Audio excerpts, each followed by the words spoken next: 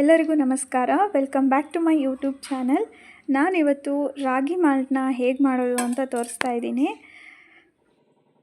First ಒಂದು ಪಾತ್ರೆ ತೊಗೊಂಡು ಅದಕ್ಕೆ 2 ಸ್ಪೂನಷ್ಟು ರಾಗಿ ಮಾಲ್ಟ್ ಪೌಡರ್ನ ಹಾಕ್ಕೋಬೇಕು. ಈ ರಾಗಿ ಮಾಲ್ಟ್ ಪೌಡರ್ನ ನಾನು ಮನೇಲೇ ಮಾಡ್ಕೊತೀನಿ. ಈ ಮಾಲ್ಟ್ ಪೌಡರ್ಗೆ ನಾನು 7 ಥರದ ಸಿರಿಧಾನ್ಯಗಳನ್ನು ಹಾಕ್ಕೊಂಡಿದ್ದೀನಿ, ಮತ್ತು ಡ್ರೈ ಫ್ರೂಟ್ಸ್ ಹಾಕ್ಕೊಂಡಿದ್ದೀನಿ, ಮತ್ತು ರಾಗಿ ಎಲ್ಲ ಥರದ ಕಾಳುಗಳನ್ನು ಹಾಕ್ಕೊಂಡಿದ್ದೀನಿ.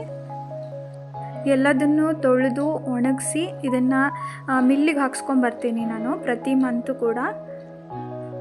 ಈ ಮಾಲ್ಟ್ ಬೆನಿಫಿಟ್ಸ್ನ ಹೇಳ್ತಾ ಹೋದರೆ ಮುಗಿಯೋದೇ ಇಲ್ಲ. ಮಕ್ಕಳಿಗಾದರೆ ಬೆಲ್ಲದ ಜೊತೆ ನೀವು ಕೊಡ್ಬೋದು, ದೊಡ್ಡವರಿಗಾದರೆ ಉಪ್ಪಿನ ಜೊತೆ ಕೊಡ್ಬೋದು. ನಾವ್ಯಾವಾಗಲೂ ಉಪ್ಪಿನ ಜೊತೆಗೆ ಇದನ್ನು ತಗೊಳ್ಳೋದು. ಬೇಸಿಗೆ ಟೈಮಲ್ಲಾದರೆ ನಾವು ಮಜ್ಜಿಗೆ ಜೊತೆ ತೊಗೊತಾ ಇದ್ವಿ. ಇವಾಗ ಸ್ವಲ್ಪ ಚಳಿ ಇರೋದ್ರಿಂದ ಹಾಗೆ ಬಿಸಿ ಸ್ವಲ್ಪ ನೀರಂಗೆ ಮಾಡಿಕೊಂಡು ಬಿಸಿ ಬಿಸಿದೇ ಕುಡಿದ್ಬಿಡ್ತೀವಿ. ನೋಡಿ, ಇವಾಗ ಸ್ವಲ್ಪ ಉಪ್ಪು ಹಾಕ್ತಾ ಇದ್ದೀನಿ ನಾನು. ಸ್ವಲ್ಪನೇ ಹಾಕ್ಕೋಬೇಕು.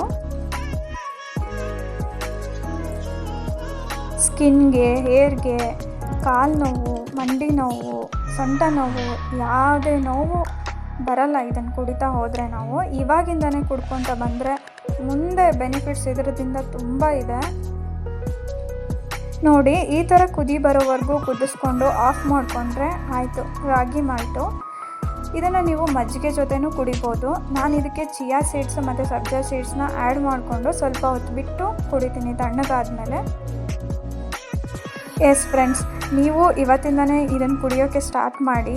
ಮುಂದೆ ಬರೋ ಕಾಯಿಲೆಗಳಿಗೆ ಇವಾಗಿಂದನೇ ರಾಮಬಾಣ ಹುಡ್ಕೊಳ್ಳೋಣ ಅಂತ ಹೇಳ್ತಾ ಈ ವಿಡಿಯೋನ ಮುಗಿಸ್ತಾ ಇದ್ದೀನಿ.